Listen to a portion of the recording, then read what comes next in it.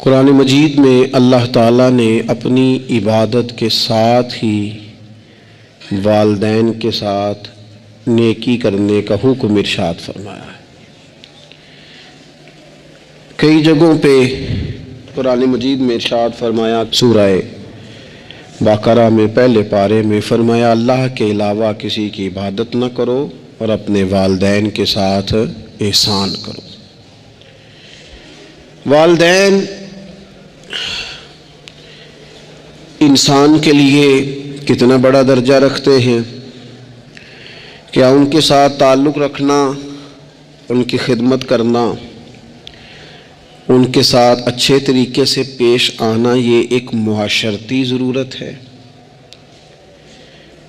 کیا یہ ایک خاندانی تقاضا ہے یا اچھے اخلاق والے ہونے کی علامت ہے؟ نہیں، بلکہ یہ ایک دینی، روحانی اور ایمانی ضرورت ہے۔ کیوں کہ نبی اکرم نور مجسم صلی اللہ تعالی علیہ وسلم سے جب پوچھا گیا تھا کہ یا رسول اللہ صلی اللہ تعالی علیہ وسلم، ماں باپ کیا ہیں، ماں باپ کے بارے میں کچھ فرمائیے، تو حضور نے فرمایا تمہاری جنت بھی ہیں اور تمہارے لیے دوزخ بھی ہیں۔ اگر تم ان کے حقوق اچھے طریقے سے ادا کرنے میں کامیاب ہو جاتے ہو،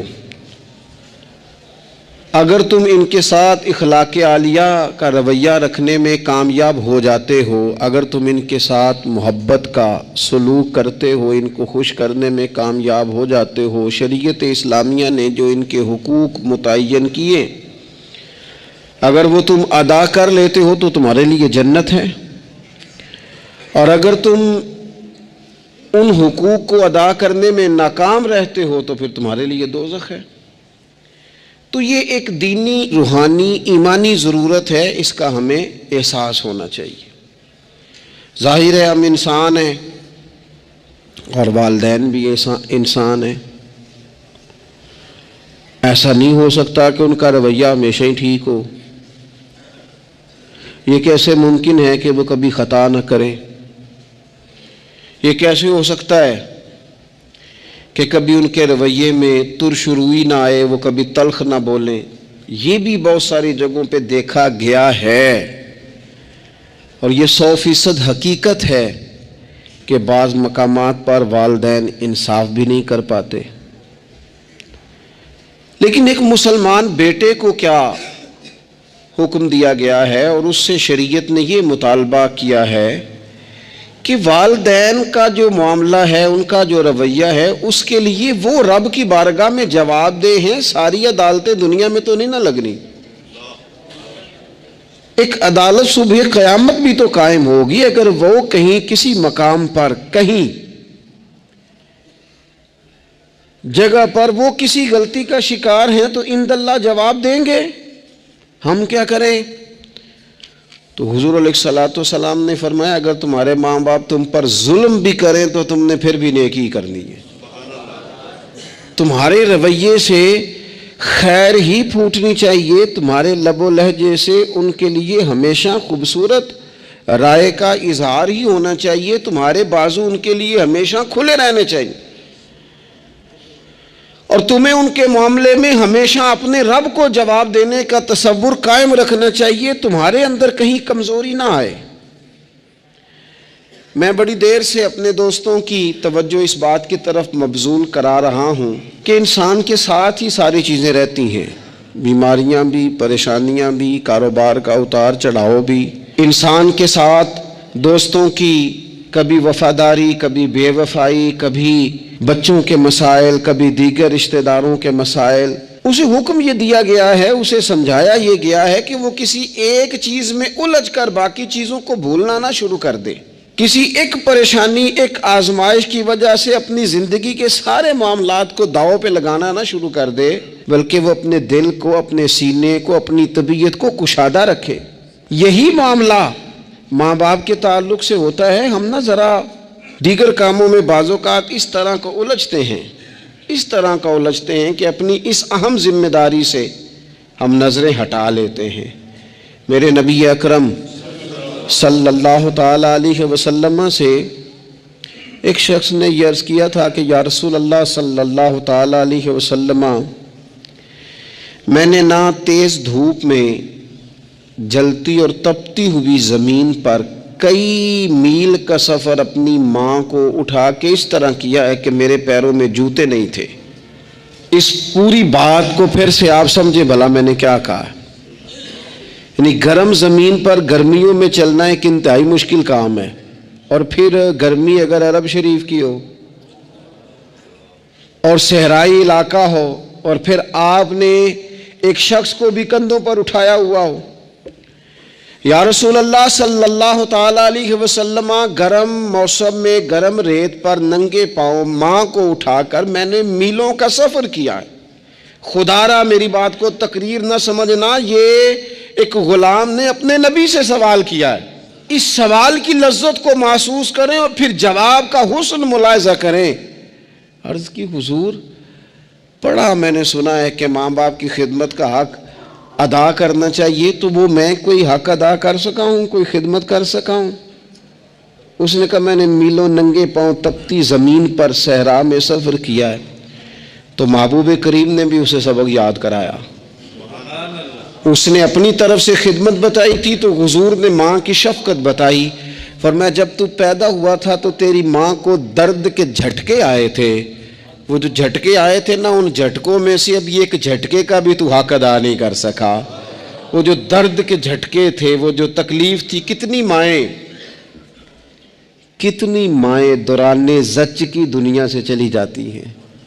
وہ بیٹا پیدا کر گئی، خود رخصت ہو گئی، وہ جان پر کھیل گئی، لیکن ایک زندگی دنیا میں چھوڑ گئی۔ لیکن کیا کبھی ایسا ہوا ہے کہ کسی ماں نے کہیں کھڑے ہو کے کہا ہو کہ اوہو میں نے بڑا کام کیا ہے، میں نے بڑی خدمت کی ہے، میں نے یہ کیا ہے، میں نے یہ اعزاز دیا ہے؟ لیکن بچے تھوڑا سا کر کے نا، آپ نے ناراض نہیں ہونا، میں نے اپنے کانوں سے یہ باتیں سنی ہیں کہ جی الحمدللہ میں نے ابا جی کو حج کرایا ہے، شکر ہے اللہ کا جی، ابا جی میرے پاس ہی تھے جی، باقی بھائیوں کے پاس نہیں تھے۔ تو ابا جی کس کے تھے؟ پڑوسی نے حج کرانا تھا، آپ کے پاس تھے نا، تو آپ کے والد ہی تھے نا۔ آپ نے یہ 20 مرتبہ بتایا ہے کہ والد کی میں خدمت کرتا ہوں، میرے پاس رہتا، یہ بھی بتاؤ کہ ابا نے مجھے حصہ کتنا دیا ہے۔ ساتھ یہ بھی بیان کرو کہ صرف ابا ہی میرے پاس نہیں رہتا، میں نے بھی ساری زندگی باپ کے پاس ہی گزاری ہے۔ اس نے بھی کبھی کہا تھا چاروں میرے پاس ہوتے ہیں، پانچوں میں نے رکھے ہوئے ہیں۔ کیا مذاق ہے، کتنی چھوٹی سوچ ہے۔ اپنے والدین کے ساتھ بڑا رویہ عمدہ کیا جائے، کبھی نہ الجھنا۔ خبردار، ایک مقام پر ماں باپ کی نافرمانی کی جا سکتی ہے، وہ کب؟ جب وہ آپ کو دین کے مخالف چلنے کا کہیں، جب رب رسول کی مخالفت کا معاذ اللہ کہیں، اور مسلمان والدین یہ کبھی کہہ سکتے نہیں۔ باقی ہر کام میں ان کی فرما برداری ہے، ان کی خدمت ہے، ہر جائز کام میں ان کی بات کو تسلیم کرنا ہے۔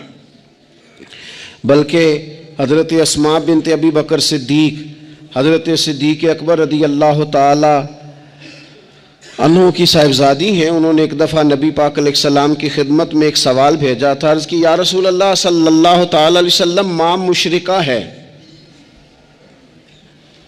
اللہ رسول کو نہیں مانتی، معاذ اللہ،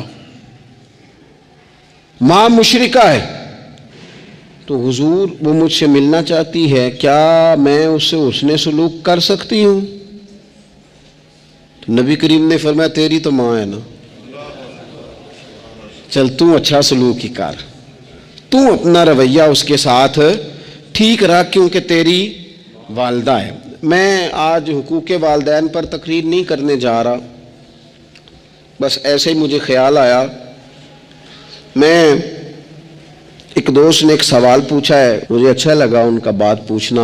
انہوں نے یہ پوچھا ہے کہ اگر کسی شخص کے والدین دنیا سے چلے جائیں اور جانے کے بعد اسے احساس ہو کہ مجھ سے بڑی غلطیاں ہو گئیں، اسے احساس ہو کہ بڑی کوتاہیاں ہو گئیں، بڑی جگہوں پہ میں بھول گیا۔ بہت سارے لوگوں کو پچھتاوا ہوتا ہے کہ یار بڑی چیزیں تھیں جو ہم کر سکتے تھے پر ہم سے نہیں ہو سکیں۔ انہوں نے پوچھا جی کوئی اب بھی کوئی اس کا حل ہے؟ تو میں نے کہا ہے نا، ہم رسول رحمت کے ماننے والے ہیں صلی اللہ تعالی علیہ وسلم۔ نبی پاک صلی اللہ تعالی علیہ وسلم نے ارشاد فرمایا، الترغیب والترہیب میں حدیث موجود ہے، حضرت انس بن مالک رضی اللہ تعالیٰ عنہ حدیث کے راوی ہیں۔ اللہ کے پیارے حبیب علیہ الصلاۃ والسلام نے فرمایا، جس بندے کے والدین یا دونوں میں سے کوئی ایک انتقال کر جائے اور وہ معاذ اللہ ان کا نافرمان ہو، تو فرمایا پھر ان کے لیے دعا کرتا رہے، استغفار کرتا رہے، کرتا رہے، کرتا رہے، کرتا رہے، امید ہے اللہ اسے نیکوکاروں میں لکھ دے گا، وہ فرما برداروں میں آ جائے گا۔ شرط یہ ہے کہ وہ ان کے لیے استغفار کرے، دعائے مغفرت کرے، اب ان کے لیے وہ اب ہی شروع کر دے ان کو یاد کرنا، اب ہی اس مقام پر آ جائے، ابھی کچھ سوچ لے، تو اللہ تعالیٰ کی بارگاہ سے کرم کی امید ہے کہ اللہ اس نے جو زندگی میں اس سے غلطیاں ہو گئی، رب اس کی ان غلطیوں کو معاف کر دے گا۔ روز استغفار کرے۔ ایک دوست نے مجھ سے ایک دفعہ پوچھا تھا کہ حضرت صاحب والدین چلے گئے ہیں، ان کے لیے کیا کروں؟ تو بڑی بڑی چیزیں بھی کی جا سکتی ہیں، لیکن میں نے اپنے اس محبت والے دوست کو یہ محبت والا مشورہ دیا تھا کہ میں چونکہ آپ کو جانتا ہوں آپ نماز میں کوتاہی کرتے ہیں، آپ نہ نماز پڑھنی شروع کر دیں۔ وہ کہنے لگے جی وہ تو میں پڑھوں گا، والدین کے لیے کیا کروں؟ میں نے کہا نماز پڑھیں، ہر نماز کی آخری رکعت میں کہو گے نا ربنا اغفر لی ولی کہو گے نا ہر نماز میں، تو کتنا بڑا اجر ملے گا آپ کے والدین کو۔ اور پھر وہ سارا اسلوب کہ پہلے آپ نے قیام کیا، پھر آپ نے رکوع کیا، پھر آپ نے سجدہ کیا، پھر آپ اتحیات میں بیٹھے، پہلے آپ نے اللہ کی بارگاہ کے اندر اس کی عبادت کرنے کا دھم بنا، پھر اس کی وحدانیت کی شہادت دی، پھر اس کے محبوب پر درود پڑھا، اتنے سارے کام کر کے اب آپ نے آخر میں کہا ربنا اغفر لی والدیہ، یا اللہ مجھے بخش دے اور میرے والدین کو بخش دے۔ تو بتائیے اللہ کتنا کرم فرمائے گا۔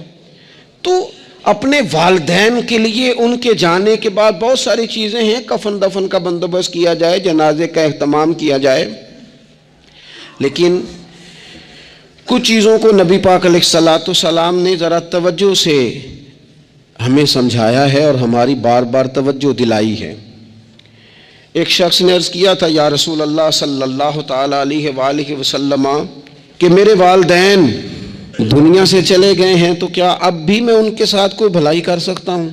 اچھا پہلے میں آپ سے ایک بات عرض کروں، ہمیں موقع ملتا ہے ختمات شریف پہ جانے کا، اصال ثواب کی مجالس میں حاضری کا، اور پھر اللہ تعالیٰ یہ بھی موقع دیتا ہے کہ بعض اوقات مسلمانوں کے لیے دعا کرتے ہیں، اور ہمارے ذمے لگا دیا جاتا ہے کہ جناب اتنا اصال ثواب کرنے کے لیے اہتمام کیا گیا ہے تو یہ آپ کر دیں۔ تو ہم پتہ کیا کرتے ہیں، ہم کہتے ہیں کہ جناب جانے والے کا نام بتاؤ، وہ نام بتاتے ہیں تو ہم فلاں بن فلاں کہہ کے جو نام بتایا جاتا ہے ان کے لیے دعا کر دیتے ہیں، لیکن جب والدین کے لیے دعا کرتے ہیں پھر نام تو نہیں نہ لیتے، پھر کیا کہتے ہیں یا اللہ میرے والد کو بخش دے، میری والدہ کی مغفرت۔ اس کا مطلب ہے وہ دنیا سے چلے گئے، آج بھی ماں باپ ہیں، وہ رخصت ہوئے، انہوں نے پردہ کیا، ان کی روح کا رشتہ ٹوٹا ہے، پر تیرا رشتہ ان کے ساتھ آج بھی قائم ہے، تیرا تعلق ان سے ٹوٹ سکتا، وہ تیرا تعلق، میں نے ایک دفعہ پہلے بھی کہا تھا، میرا بیٹا شاید قد میں مجھ سے تھوڑا اونچا ہو گیا ہو، اور اللہ تعالیٰ نے مجھے بڑے محبت والے سنگی دیے، میں نے اپنی حیثیت اہمیت سے بڑھ کر دنیا میں محبت پائی، لیکن میں نے اپنی زندگی میں سب سے زیادہ اپنے والد کی کمی محسوس کی، بڑی محسوس کی۔ ابھی بھی کبھی کبھی سوچتا ہوں کہ کچھ باتیں صرف ان سے ہو سکتی ہیں، کسی اور سے نہیں ہو سکتی۔ کبھی کبھی محسوس ہوتا ہے کہ ان کے دامن کے اندر ٹھنڈ کے موقع پر نگ ملتا تھا اور گرمی کے موقع پر ٹھنڈی ہوا آتی تھی، یہ خاص انہی لوگوں کا وطیرہ، یہ انہی کا خاصہ ہے، پتہ نہیں اللہ نے کس طرح ان لوگوں کو بنایا ہے اور کس طرح کا یہ رشتہ بنایا۔ تو نبی اکرم صلی اللہ تعالیٰ علیہ وسلم کی خدمت عالی مرتبت میں عرض کیا، صحابی نے، سنن ابو داؤد شریف میں حدیث ہے، عرض کی یا رسول اللہ صلی اللہ تعالی علیہ وسلم، میرے والدین چلے گئے تو کیا میں ان کے جانے کے بعد بھی ان کے لیے کچھ کر سکتا ہوں؟ تو نبی پاک نے 5 باتیں ارشاد فرمائیں۔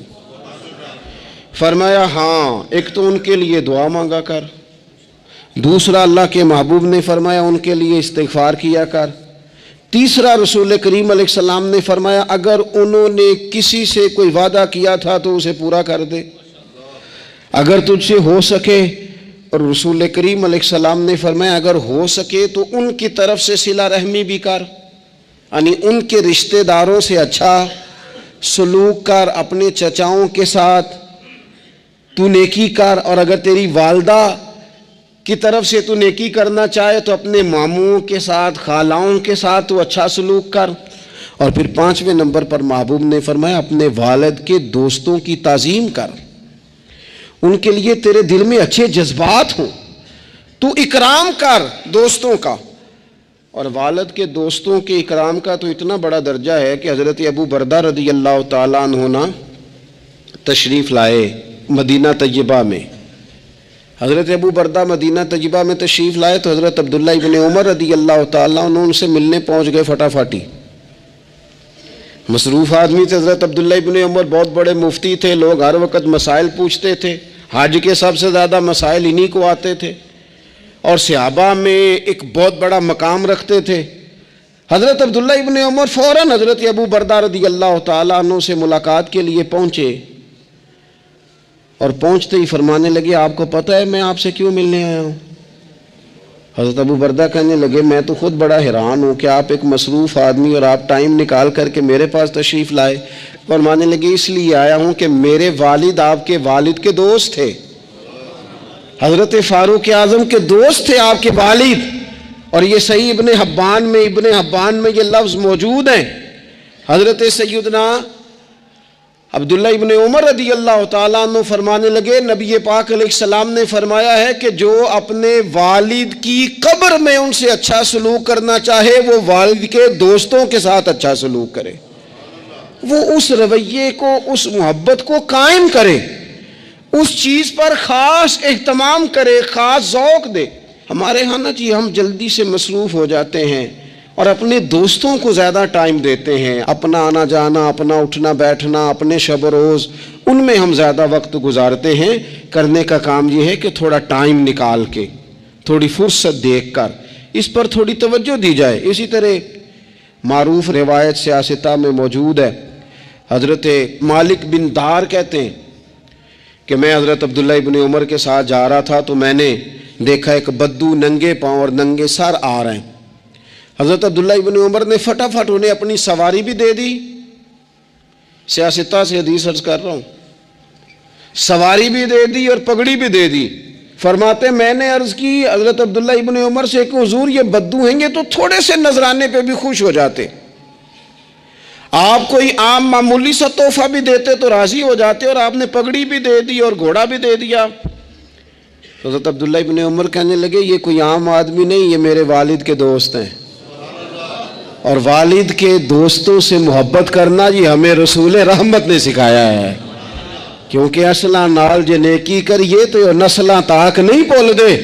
محبتوں کو قائم رکھنا، ان کو دوام دینا۔ ہمارا تو چچا کے ساتھ سلوک نہیں رہتا، توجہ نہیں رہتی۔ ہم نے اصالِ ثواب کا جو مفہوم بنا لیا ہے وہ بڑا گڑبڑ ہے۔ اگر تو کسی کے پاس بہت زیادہ پیسے ہوتے ہیں تو وہ اصالِ ثواب کی محفل ویسے ہی ایک سیاسی اجتماع بن جاتی ہے، اور جو عام لوگ ہیں ان کا زور کہیں نہیں چلتا تو چلو مسجد میں تو چلتا ہی ہے نا، وہ آ کے کہتے ہیں مولوی صاحب کو کہ بچے بھیجیں اور پورا قرآن پاک پڑھانا ہے ہم نے۔ بھئی نبی پاک علیہ السلام نے تو فرمایا جتنی دیر دل جمے اتنی دیر پڑھو، آپ نے کیوں پابند کیا پورا پڑھنے کا؟ اور پھر اللہ تبارک و تعالیٰ اگر معاف فرمانے پہ آئے، وہ تو پتر بسم اللہ بھی پڑھے تو اللہ باپ کو معاف فرما دیتا ہے۔ شرط یہ ہے کہ خلوص ہو، وہاں تو معیار دیکھا جاتا ہے، مقدار تھوڑی دیکھی جائے گی۔ تو ایصال ثواب تو یہ ہے کہ آپ ضرورت دیکھیں کس چیز کی ہے۔ ہمارے ہاں منوں کے حساب سے کھانے پک جاتے ہیں، بڑی بڑی لمبی دعوتیں ہوتی ہیں، بڑا کچھ ہوتا ہے، لیکن جو ضرورت ہوتی ہے، ضرورت کو ہم نہیں دیکھتے۔ اگر آپ کوئی اور کام ضرورت کا کرا دے نا، کروڑوں روپیہ آپ نے لگا دیا ختمات پہ اور فلاں پہ، اور جس قبرستان میں آپ نے والد کو دفن کیا اس میں تو غریبوں کے لیے مزید جگہ ہی نہیں دفن کرنے کی، تو یہ اچھا احسال ثواب نہیں تھا کہ قبرستان کی جگہ بڑھائی جاتی؟ یہ اچھا احسال ثواب نہیں تھا کہ مسجد کا ماحول دیکھا جاتا، علاقے کے غرباء پر نظر کی جاتی؟ وہ لوگ جو بیچارے قرض کے نیچے آ کے پوری طرح دب گئے ہیں، نفسیاتی مریض ہو گئے، ان غریبوں کو دیکھا جاتا، یہ احسال ثواب نہیں تھا؟ آپ دیکھیے حضرت سعد رضی اللہ تعالیٰ عنہ نے حضور کی بارگاہ میں عرض کی، یا رسول اللہ صلی اللہ تعالیٰ علیہ وآلہ وسلم، میری ماں ایک غلام آزاد کرنا چاہتی تھی، اگر میں ان کی طرف سے وہ غلام آزاد کر دوں؟ موطا امام مالک میں روایت موجود ہے، اب غلام آزاد جب آپ کر دیتے تھے نا، آج کل تو غلام بکتے نہیں، لیکن ایک قسم غلامی کی آج بھی ہے، بتا دوں آپ کو، وہ جو بندہ ایڈوانس نہیں لے لیتا بیچارہ 4 لاکھ روپیہ، پھر اس کو تنخواہ بھی پوری نہیں ملتی، پھر اس کی جان بھی نہیں چھوٹتی، وہ کہیں اور جا بھی نہیں سکتا۔ بھئی آپ ایڈوانس دیں گے کسی کو، اس کو خرید تو نہیں نہ لیں گے، اس کی مجبوری تو نہیں نہ خریدیں گے، اللہ کو ناراض تو نہیں نہ کر لیں گے۔ آپ ایڈوانس دیں لیکن پھر اسے تنخواہ بھی تو اتنی دیں جتنی معاشرے میں روٹین سے ہوتی ہے۔ یا رسول اللہ اگر میں غلام آزاد کر دوں اپنی ماں کی طرف سے، چل تو بھی کسی کو ایڈوانس معاف کر دے ماں باپ کی طرف سے، چل تو بھی کسی کو چھوڑ دے قرضہ ماں باپ کی طرف سے، چھوڑ دے، کچھ نہیں ہوتا۔ رسول کریم علیہ السلام کی بارگاہ میں عرض کی حضرت سعد نے، یا رسول اللہ صلی اللہ تعالی علیہ وسلم، اگر میں اماں کی طرف سے غلام آزاد کروں تو ماں کو ثواب ملے گا؟ حضور نے فرمایا کرنا، ملے گا نا تیری ماں کو ثواب، کرنا تم یہ احسال ثواب، یہ والا احسال ثواب کرنا۔ حضرت سعد رضی اللہ تعالیٰ عنہ نے ایک مقام پر یہ بھی عرض کیا تھا، ابو داؤد شریف میں موجود ہے کہ یا رسول اللہ صلی اللہ تعالیٰ علیہ وسلم، میری ماں کا انتقال ہو گیا، ان کی طرف سے کچھ کرنا چاہتا ہوں، کیا کروں؟ میں آپ سے عرض کرتا ہوں نا، تنقید کرنا تو آسان کام ہے، تو بنائے نا کسی مدرسے میں کمرہ جہاں طالب علم پڑھیں، والدین کی طرف سے بنائیں، جا کے دیکھو نا، یہ بات کرنا تو آسان ہے کہ ہسپتالوں میں ایک بیڈ پہ 4 لوگ پڑے ہیں، تو آپ اپنے والد صاحب کی طرف سے ہسپتال میں 2 کمرے بنوا دینا، آپ کو 20 بیڈ پہنچا دینا، آپ جا کے بات کریں کسی ٹرسٹ والے سے اور کسی سرکاری ہاسپٹل والے سے کہ لائنوں میں لگے ہوئے ہیں لوگ، ہارٹ کا پیشنٹ جو بیچارہ قریب ہو جاتا ہے موت کے اور اس کا ٹیسٹ ہی نہیں ہو پاتا، مشینیں نہیں چلتی، تو آگے بڑھے نا۔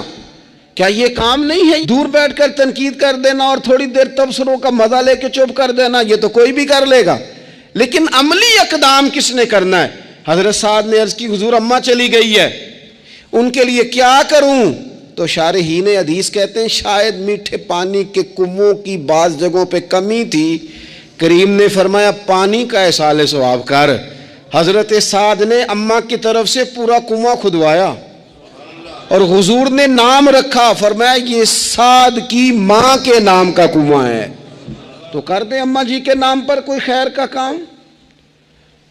اگر اور کچھ نہ ہو سکے تو اگر گلی ہم نے تنگ کر دی ہے نا، تو ابا جی کی طرف سے وہ کشادہ کر دیں، اس کا بھی ثواب ہوگا انشاءاللہ۔ 4 فٹ جگہ چھوڑ دیں تاکہ لوگوں کو آنے جانے میں آسانی ہو۔ جہاں جہاں آپ لوگوں کے لیے خیر کریں گے اس پہ اللہ اجر عطا کرے، تو احسال ثواب کی یہ والی صورتیں بھی اختیار کریں۔ پھر ٹائم نکال کر والدین کی قبر پر جائیں اور وہاں حاضری دیں۔ جو لوگ مزارات پر جانے کے شوقین ہیں وہ ضرور جائیں، میں بھی جاتا ہوں، اور میں آپ کو پہلے بھی کہہ چکا ہوں، میں داتا صاحب رحمۃ اللہ علیہ کبھی بھی اس طرح نہیں گیا کہ میں جلسے پہ گیا ہوں، محفل پہ گیا ہوں، کسی کام گیا ہوں تو حاضری دے لوں۔ میں سمجھتا ہوں یہ ٹھیک نہیں ہے، میں تو داتا صاحب اسپیشل جاتا ہوں، میں تو حضرت بابا صاحب بھی جب جاتا ہوں تو اسپیشل جاتا ہوں، اور میں جاتا بھی ہوں تو ان کی خدمات دینیہ کو، ان کی عظمتوں کو سلام کرنے جاتا ہوں۔ میں تو فیوزات روحانیہ کے لیے جاتا ہوں، ایز اے خاص جاتا ہوں، حاضری دیتا ہوں، یہ بڑا کمال بات ہے۔ لیکن آپ کو ایک بات عرض کروں، یہ اللہ والوں کے مزارات ہیں، ان پر ضرور جانا چاہیے، لیکن ایک بات یاد رکھنا، ہر بیٹے کے لیے اس کے باپ کی قبر مزار ہے، ہر بیٹے کے لیے اس کی ماں کی قبر مزار ہے۔ اس پر بھی حاضری دو، حاضری کا مزاج بناؤ، یہاں جا کر کے نا حاضری دے کے آؤ۔ میں قبرستان سے نکل رہا تھا تو ایک دوست نے مجھے کہا کہاں ہیں؟ میں نے کہا میں اپنے والد صاحب کی قبر پہ حاضری دے کے آ رہا ہوں۔ کہنے لگے ان کا مزار کہاں ہے؟ میں نے کہا وہ آپ کے لیے تو کوئی روایتی مزار نہیں ہے، وہ میرے لیے مزار ہے، کیونکہ میرے والد ہیں نا، وہ راضی ہوں گے تو رب راضی ہوگا۔ والدہ کے لیے نبی پاک نے فرمایا اس کے پیروں کے نیچے جنت ہے، تو جس کے پیروں کے نیچے تیری جنت ہے، بتا اس کی قبر تیرے لیے مزار نہیں؟ اس کی قبر تیرے لیے باعث فیوز و برکات نہیں؟ تو نبی پاک صلی اللہ علیہ وسلم نے فرمایا ایک روایت میں، جو ہر جمعے والے دن اپنے والدین کی قبر پہ جائے گا، اللہ تبارک و تعالی جانے والے کی بھی بخشی فرما دے گا۔